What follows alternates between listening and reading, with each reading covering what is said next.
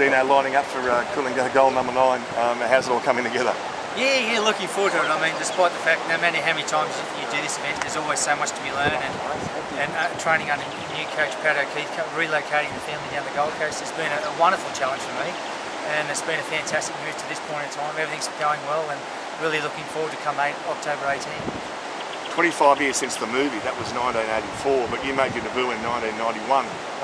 How was that, looking back at that? Yeah, there's so much to be learned. I mean, I suppose the technology of the sport and everything's changed enormously since then. I know that when we very first done this event in 91, like, you know, nutritional wise, just look at nutritional wise, the stuff that was really untouched territory as far as Ironman racing was concerned. We're still learning as far as the sport was concerned.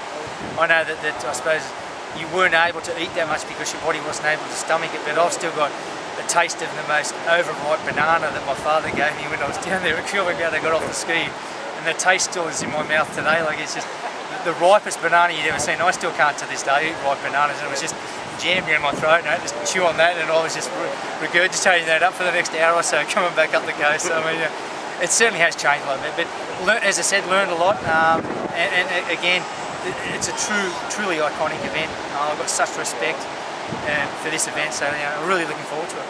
Before you get to this point, 7.5 k's to Surfers Paradise, you've already paddled the ski from Surfers to Coolangatta, and you've run and paddled the board and swum to this point. Talk us through the last 7.5 k.